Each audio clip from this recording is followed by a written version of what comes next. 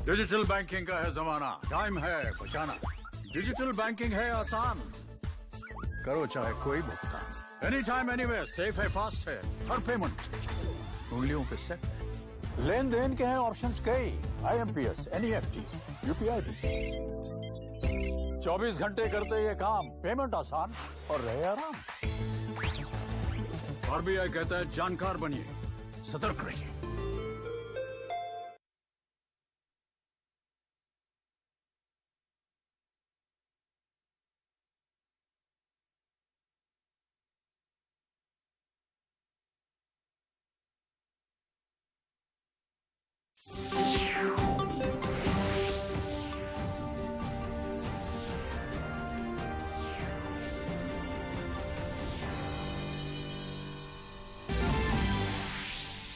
प्रधानमंत्री नरेंद्र मोदी ने झारखंड समेत कम टीकाकरण वाले राज्यों के साथ किया संवाद, 100% लक्ष्य को पूरा करने का दिया निर्देश।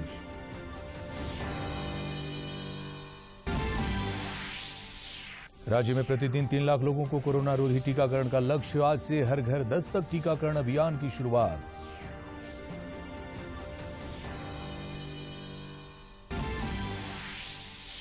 झारखंड के विद्यालयों और महाविद्यालयों में होगी एनसीसी के पाठ्यक्रमों की शुरुआत, एनसीसी के अपर महानिदेशक ने दी जानकारी।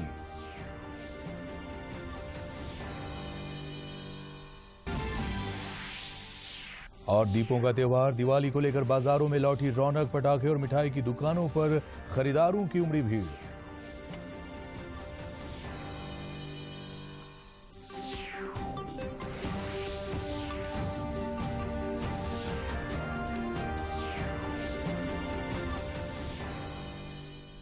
नमस्कार, खबरें झारखंड देख रहे हैं आप और मैं हूं आपके साथ अरविंद।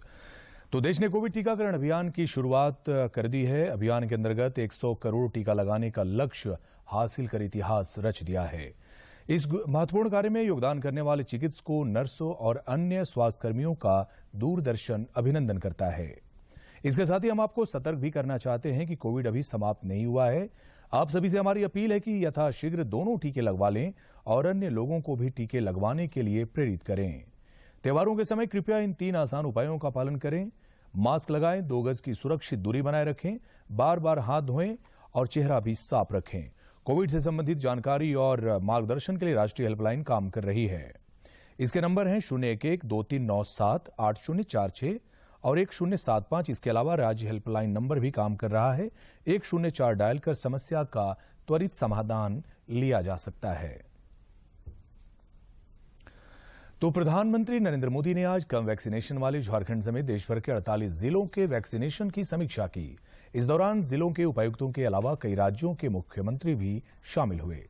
बैठक में प्रधानमंत्री ने कहा कि पहली डोज के साथ साथ दूसरे डोज पर भी उतना ही ध्यान देना होगा। श्री मोदी ने कहा कि 1 अरब डोज के बाद अगर हम ढीले पड़ गए तो संकट आ सकता है।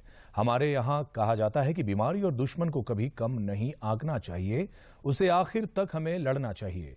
बैठक में राज्य के 9 जिले पाकुड़, साहेबगंज, गढ़वा, देवघर, पश्चिमी सिंहभूम, गिरिडीह, लातेहार, गोड्डा और गुमला के उपायुक्त शामिल हुए। बात करता हूं और मुझे विश्वास है कि आज जो बातें हुई हैं, अब मुख्यमंत्री जी के आशीर्वाद के बाद तो ये बहुत तेजी से आगे बढ़ जाएगी और हमें परिणाम मिलेगा। और मैं बताता हूं जी, आज तक जितनी प्रगति हमने की है वो आप सबकी मेहनत से हुई है। हर डिस्ट्रिक्ट का, गांव का, छोटा मोटा हर मुलाजिम, हमारी आशा वर्कर कितनी मेहनत की है जी। कितने दूर दूर इलाकों में पैदल चल चल करके लोगों ने वैक्सीनेशन पहुंचाया है। लेकिन 1 बिलियन के बाद अगर हम थोड़े से भी ढीले पड़ गए तो नई संकट आ सकता है। और इसलिए हमारे यहाँ तो कहा जाता है कि बीमारी और दुश्मन को कभी कम नहीं आंकना चाहिए, उसको आखिरी अंत तक लड़ाई लड़नी पड़ती है।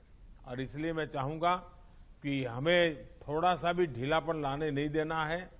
साथियों, 100 साल की इस सबसे बड़ी महामारी में देश ने अनेक चुनौतियों का सामना किया है।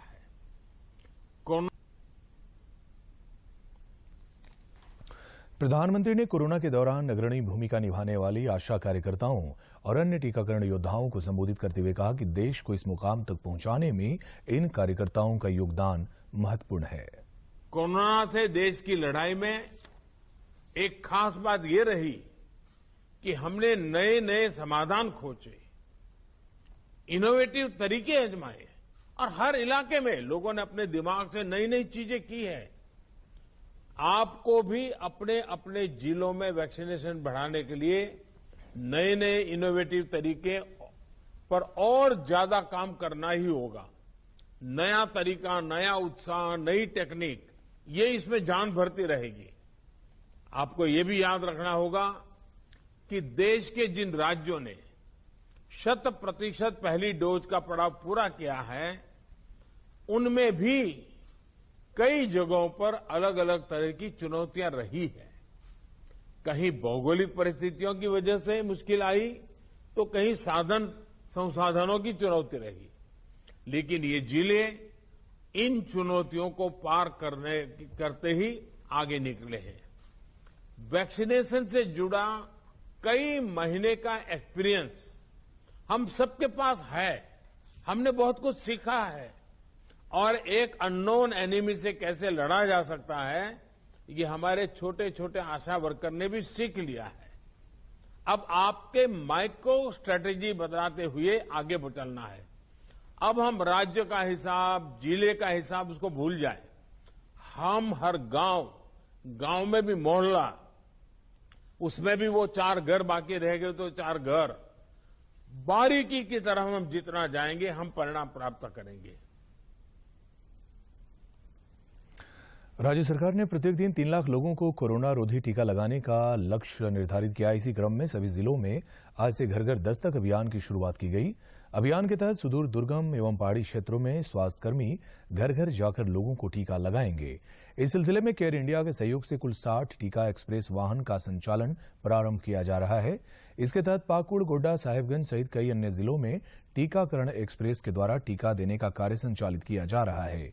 दीपावली, छठ तथा क्रिसमस जैसे त्योहारों में दूसरे राज्यों से आने वाले अप्रवासी झारखंडवासियों के आगमन को देखते हुए बस स्टैंड, रेलवे स्टेशन तथा हवाई अड्डे में भी विशेष चौकसी बरती जा रही है। केंद्र सरकार के निर्देश पर 100% लोगों को टीकाकरण का लक्ष्य पूरा करने के लिए विशेष जागरूकता अभियान शुरू किया गया है। देश में कोविड के खिलाफ जारी जंग में टीकाकरण अभियान तेज गति से चल रहा है। केंद्रीय स्वास्थ्य मंत्रालय के अनुसार देश में कोविड टीकाकरण का आंकड़ा 107 करोड़ को पार कर गया है।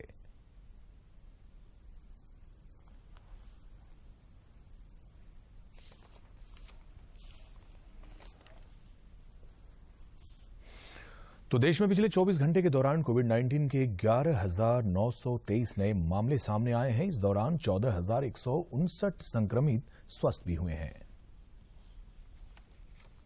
में सबसे कम है। वहीं दैनिक पॉजिटिविटी रेट भी पिछले 30 दिन में कम है।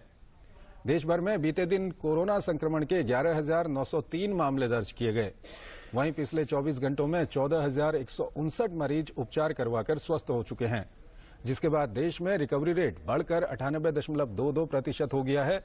सक्रिय मामलों की संख्या घटकर 1,51,209 रह गई है। वहीं साप्ताहिक पॉजिटिविटी रेट वर्तमान में 1.18% दर्ज किया गया है। दैनिक पॉजिटिविटी रेट 1.11% हो गया है।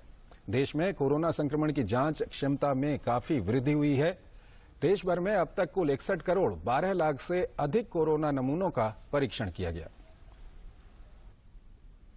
इधर झारखंड में पिछले 24 घंटे के दौरान कोविड-19 के 17 नए संक्रमित मिले, जबकि 10 मरीज स्वस्थ हुए हैं। राज्य में अब सक्रिय मरीजों की संख्या 104 रह गई है। इधर झारखंड में अब तक 2 करोड़ से अधिक लोगों को कोविड रोधी टीके लगाए जा चुके हैं।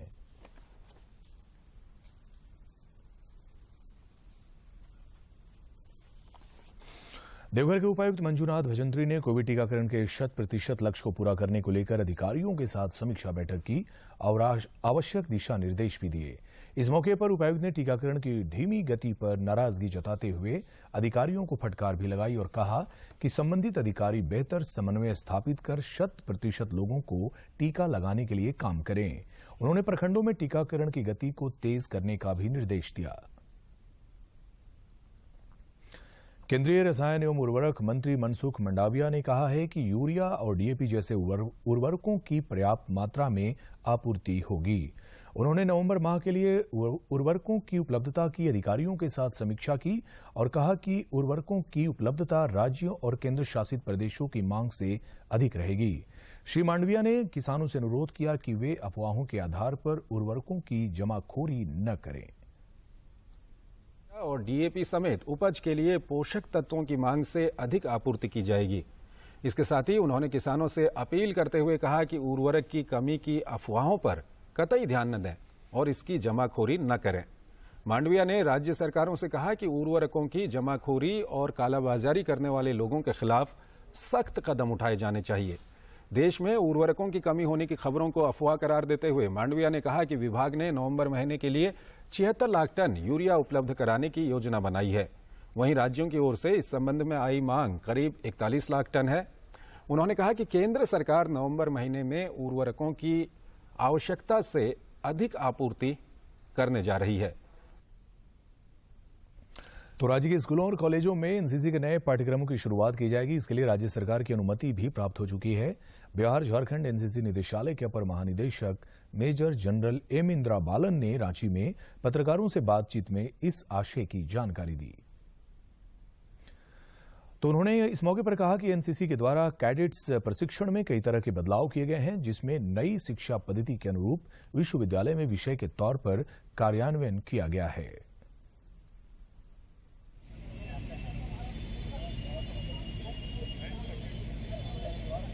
हमने देखा है पिछले कई सालों से एनसीसी में जो कैडेट्स का इंटरेस्ट है, खासकर वो कैडेट्स जो एकेडमिक परफॉर्मेंस में दिलचस्पी लेते हैं, जिनके लिए एकेडमिक ज़्यादा इंपॉर्टेंट है और हाई परफॉर्मेंस स्कूल्स हैं, कॉलेजेस हैं, उनमें एनसीसी का जो लगाव है उनके लिए थोड़ा कमजोर हो रहा है। इसी के साथ जब ये choice based credit system introduce हो गया, जिसमें कि पढ़ाई के ऊपर ज़्यादा इंपॉर्टेंस है और समेटिव एंड फॉर्मेटिव असेसमेंट के हिसाब से लगातार छोटे बड़े एग्जाम्स होते रहते हैं, ऐसे कंडीशंस में कैडेट्स को इनके लिए टाइम निकालना दिक्कत हो रहा है। तो इन सब को मद्देनजर रखते हुए न्यू एजुकेशन पॉलिसी में ये बताया गया है कि जितने भी एक्स्ट्रा करिकुलर एक्टिविटीज हैं उनमें और मेन स्ट्रीम एक्टिविटीज में। समाचारों का सिलसिला जारी रहेगा, लेकिन इस विराम के बाद सर आपका केवाईसी अपडेट करना है, नहीं तो अकाउंट और एटीएम कार्ड ब्लॉक हो जाएगा। सावधान सावधान, 2.5 करोड़ का इनाम मुझे।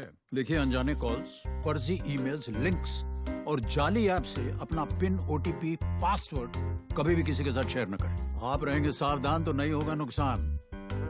आरबीआई कहता है, जानकार बनिए, सतर्क रहिए।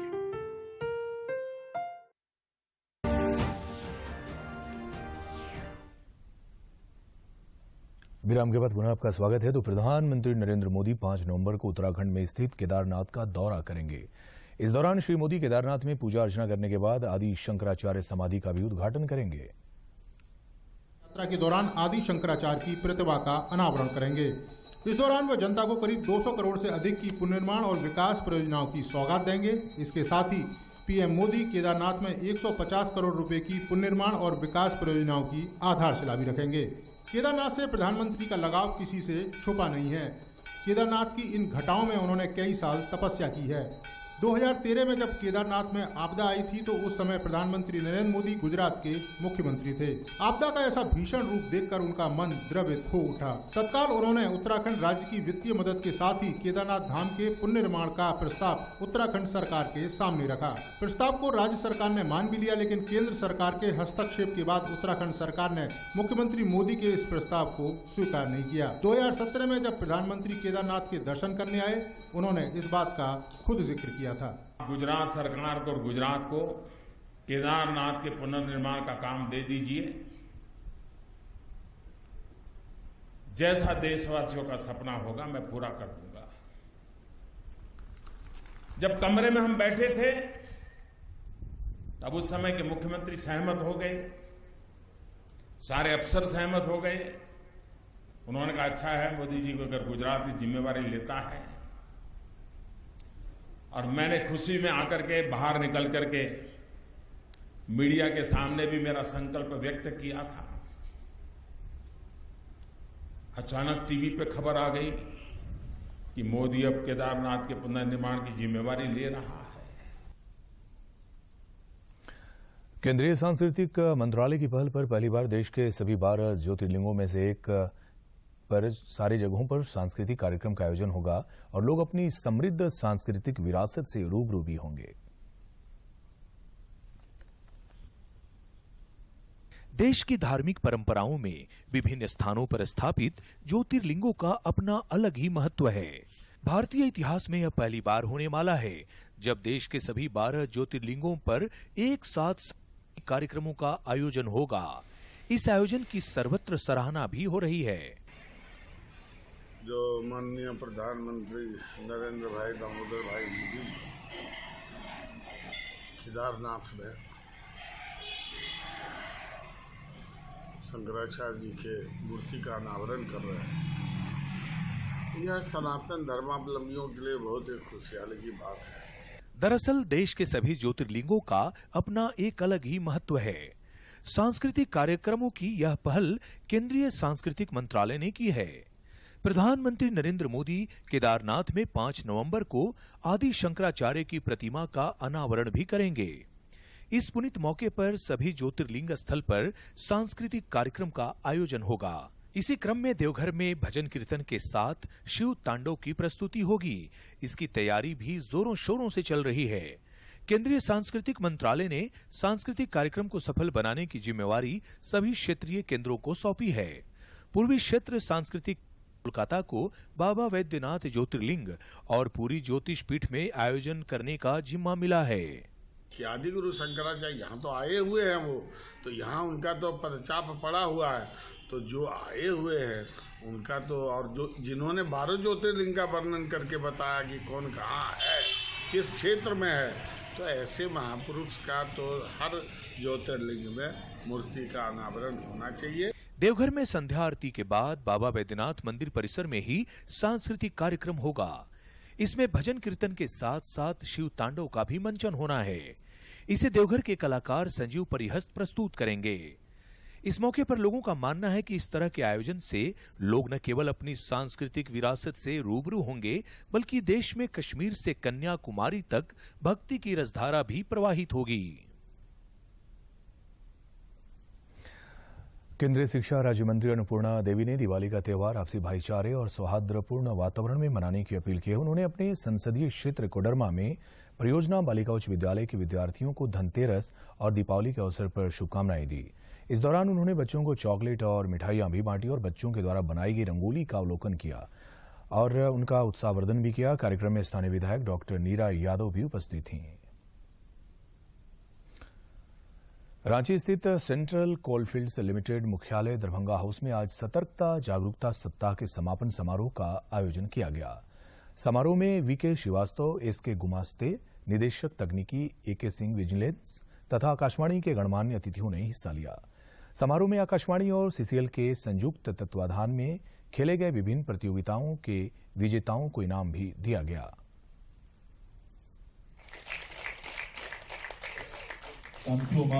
ज्योतिर्गम्य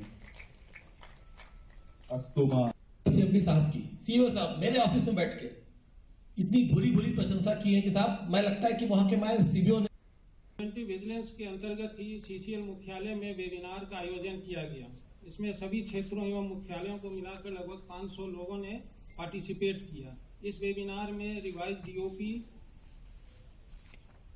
के कॉमन मिसअंडरस्टैंडिंग्स, टेंडरिंग प्रोसेस के कॉमन मिस्टेक्स और पिटबी के बारे में बताया गया। प्रधानमंत्री नरेंद्र मोदी की सोच स्वच्छ भारत स्वस्थ भारत का जामताड़ा जिले के सुदूरवर्ती ग्रामीण क्षेत्रों में प्रभावी साबित हो रहा है। ग्रामीण क्षेत्र के लोग भी प्रधानमंत्री की सोच से प्रेरित होकर अब स्वच्छता के प्रति जागरूक हुए हैं और स्वच्छता के महत्व को भी समझने लगे हैं। जिले के विद्यालयों में अब विभिन्न कार्यक्रमों के माध्यम से स्वच्छता का पाठ पढ़ाया जा रहा है। स्कूली बच्चों में भी स्वच्छता के प्रति जागरूकता आई है। अब बच्चे भी खुद के साथ अपने अभिभावकों को भी स्वस्थ रहने के लिए प्रेरित करने लगे हैं। विद्यालय में हमें कुछ जानकारी दी गई है, जैसे कि शौचालय में करना चाहिए और खाने से पहले शौच के बाद हमें साबुन से अच्छी तरीके से हाथ धोने चाहिए। शौच शौचालय में ही करना चाहिए।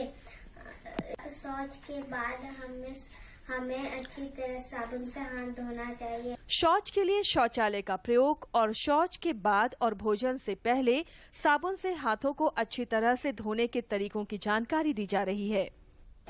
और यहाँ के सभी बच्चों को हाथ धुलाई का जो स्टेप है 23 सेकंड में 8 स्टेप, इसके बारे में बहुत अच्छे तरीके से यहाँ पर बताया गया। और बच्चा क्योंकि हमारा एक माध्यम बन सकता है समाज तक पहुँचने के लिए, और बच्चा के माध्यम से हम लोग सोचते हैं कि इस तरह का कार्यक्रम को हम लोग गाँव समाज तक पहुँचाएं। की जागरूकता बढ़ी है। स्कूल में विद्यार्थियों को विभाग के निर्देश पर हाथ धुलाई अभ्यास किया जा रहा है। जिले के हर गांव में प्रधानमंत्री के स्वच्छ भारत की सोच को साकार किया जा रहा है। इस अभियान को घर घर तक पहुंचाने में सरकारी तंत्र के साथ साथ सामाजिक संगठन के लोग भी अपनी भूमिका निभा रहे हैं। जामताड़ा से सुभाष प्रसाद सिंह की रिपोर्ट। राज्यभर में आज छोटी दीपावली का त्योहार हर्षोल्लास के साथ मनाया जा रहा है। इस मौके पर लोग अपने अपने घरों को रोशनी से सजाने में जुटे हैं। दीपावली की पूर्व संध्या पर आज राजधानी रांची सहित राज्य के अन्य हिस्सों में भी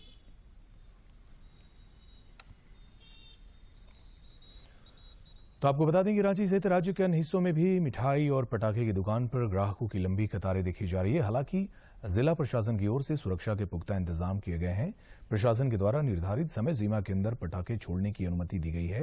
हालांकि लोगों से कोरोना गाइडलाइंस का भी सख्ती से पालन करने का निर्देश भी प्रशासन ने दिया है।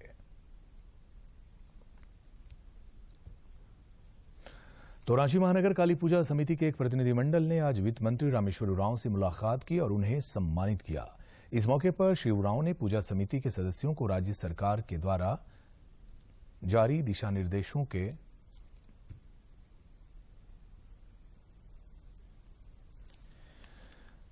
तो आपको बता दें कि लोगों ने इस मौके पर प्रतिनिधिमंडल में आलोक दुबे सहित कई सदस्य भी शामिल रहे।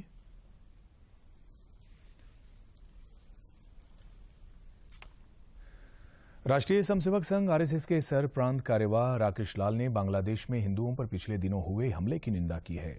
श्री लाल आज राजधानी रांची में पत्रकारों से बातचीत करते हुए उन्होंने कहा कि बांग्लादेश में योजनाबद्ध तरीके से हिंदू समाज के निर्मूलन का प्रयास किया गया, जो कि दुखद है। दीपावली का पर्व मिठाई के बिना पूरा नहीं होता, वहीं इसमें मिलावट की खबर से सेहत पर भी बुरा असर पड़ता है। इसी चिंता को लेकर लोगों का रुझान देशी मिठाइयों की तरफ बढ़ा है। दीपावली की बात अधूरी रह जाती है, वहीं आजकल मिठाइयों में तरह तरह की मिलावट से मन सशंकित भी रहता है। यही कारण है कि एक बार फिर लोग देशी मिठाइयों को तरजीह देने लगे हैं। पेड़ा का रहता है सर, दूध का बना हुआ रहता है, और लड्डू बेसन का बना हुआ रहता है सर, दाने बेसन का यूज करते हैं सर, अब बूंदी लड्डू ये सब शुद्ध तेल में तेल का यूज किया हुआ रहता है, इसमें कोई मिलावट नहीं रहता सर। ग्राहकों की पसंद को देखते हुए बाजार में कई प्रकार की देशी मिठाइयां परोसी जा रही हैं, जिनमें शुद्धता के साथ साथ स्वाद का खजाना भी छिपा है। और हम लोग तो सर सालों भर जैसे अनारसा बनाते हैं, रामदाना लाए बनाते हैं, और बर्फी बनाते हैं, पेड़ा बनाते हैं, ये सब सालों भर हम लोग बनाते हैं। और अभी तो हम लोग का सर 27-28 तरह का मिठाई है। कोरोना ने लोगों को सेहत के प्रति काफी सचेत और जागरूक किया है, वहीं लोग लोकल को लेकर अब वोकल भी होने लगे हैं। वो घर के लिए घर में बनता है तो वो तो अच्छा रहता है, और जो बाहर में जो बनाता है ना वो तेल भी खराब रहता है और मिक्स रहता है। ज़्यादा अच्छी रहेगी जिसमें केमिकल नहीं मिलाया हुआ हो, मिलावट किसी और तरह का नहीं हो, निश्चित रूप से स्वास्थ्य के लिए अच्छा रहेगा। इन लोकल मिठाइयों में झारखंड का स्वदेशी जायका छिपा है, सेहत का खजाना भी है, साथ ही स्वदेशी उत्पाद को भी बढ़ावा मिल रहा है। रांची से अवधेश गौतम की रिपोर्ट। रांची के सदर अनुमंडल पदाधिकारी ने आज राजधानी के कई मिठाई दुकानों में छापेमारी कर उसकी गुणवत्ता का आकलन किया। गौरतलब है कि पर्व त्योहारों के अवसर पर कई बार दुकानदारों के द्वारा नकली मिलावटी मिठाइयां बेची जाती है। तो तो आजादी के अमृत महोत्सव के ऐतिहासिक मौके पर अंतर्राष्ट्रीय मैत्री एवं सद्भावना बढ़ाने के उद्देश्य से महाराष्ट्र के अहमदनगर से निकली साइकिल सद्भावना रैली का झारखंड दौरा बेहद यादगार रहा। देखिए रिपोर्ट। हिंदुस्तान अपनी आजादी का अमृत महोत्सव मना रहा है। ऐसे में देश की मोदी सरकार ने जन जन तक आजादी के वीर और वीरांगनाओं की कहानी को पहुंचाने के उद्देश्य से यह अभियान चलाया है। राष्ट्रपिता महात्मा गांधी की जयंती 2 अक्टूबर को महाराष्ट्र से चली सद्भावना साइकिल रैली छत्तीसगढ़ और ओडिशा राज्यों का दौरा कर कल शाम झारखंड के सीमावर्ती शहर पूर्वी सिंहभूम जिले के बहरागोड़ा प्रखंड पहुंची। रैली में 60 से ज्यादा साइकिल सवार विद्यार्थी शामिल थे, जो लगातार साइकिल चलाकर नुक्कड़ नाटक प्रस्तुत कर सद्भावना का समाज में संदेश दे रहे हैं। आइए सुनते हैं सद्भावना रैली का नेतृत्व कर रहे स्नेहालय के संस्थापक ने क्या कुछ कहा। हमको लगता है कि लोगों को वापस युवाओं को ये जागरण करने की आवश्यकता है कि हम पहले भारतीय हैं और आखिरी भी भारतीय हैं। ये जात धर्म मजहब जितना भी हम लोग बीच में ला रहे हैं सब अच्छा नहीं है। हमको अपना मना रहा है, उसको 50 साल हो रहे हैं। बहरागोड़ा में सद्भावना रैली का स्वागत जोरदार तरीके से किया गया। इस दौरान स्थानीय लोगों के साथ साथ विभिन्न सामाजिक संस्थाओं, संगठनों, राजनीतिक कार्यकर्ताओं एवं प्रशासन का बेहतरीन समन्वय भी इस मौके पर दिखा। बहरागोड़ा के स्थानीय त्रिवेणी चौक पर लोगों ने सद्भावना रैली का जोरदार स्वागत पुष्प वर्षा से किया। वहीं थोड़ी देर आगे चलकर पूर्व स्वास्थ्य मंत्री दिनेश सारंगी ने साइकिल सवारों को गुलदस्ता देकर रैली का स्वागत किया। आपको बताते चलें कि बांग्लादेश भी अपनी आजादी का स्वर्ण महोत्सव मना रहा है। सद्भावना रैली का समापन भी बांग्लादेश में होना है। इस मौके पर उपस्थित पद्मश्री ने क्या कुछ कहा, आप भी सुनिए। तो मैंने 5-6 लेडीज से मैंने अपना जंगल को कम से कम 200 हेक्टेयर से ज्यादा जमीन है, जंगल है, तो उसको अपना ही गांव के जो महिला हैं और 5-6 लेडीज से हम लोग शुरुआत किए थे। और शुरुआत करने के बाद में जब हम लोग जंगल जाते थे उसको सुरक्षा करने के लिए बहुत लोगों के सामने लड़ा। सद्भावना रैली के आयोजन से लोग काफी खुश भी नजर आए। लोगों का भी मानना कि इस तरह की सद्भावना रैली के आयोजन से न केवल समाज में सद्भावना बढ़ेगी बल्कि मुल्क भी एक सूत्र में बंधा रहेगा। जमशेदपुर से डॉक्टर राजेश कुमार लाल दास की रिपोर्ट। और न्यूज बुलेटिन के अंत में मुख्य समाचार एक बार फिर। प्रधानमंत्री नरेंद्र मोदी ने झारखंड समेत टीकाकरण कम वाले राज्यों के साथ किया संवाद, 100% लक्ष्य को पूरा करने का दिया निर्देश।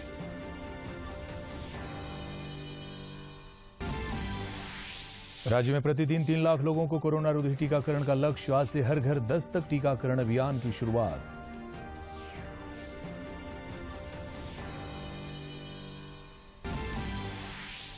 झारखंड के विद्यालयों और महाविद्यालयों में होगी एनसीसी के पाठ्यक्रमों की शुरुआत, एनसीसी के अपर महानिदेशक ने दी जानकारी।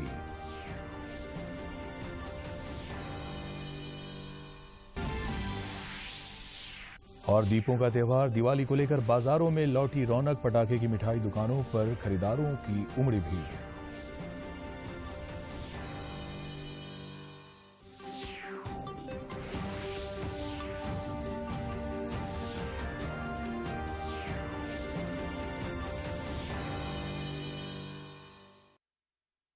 सफल होने पर बैंक अगर एक निर्धारित समय अवधि के अंदर आपके खाते से डेबिट हुए पैसों का रिवर्स नहीं करता है तो आपको उनसे हर्जाना मिलने का प्रावधान है।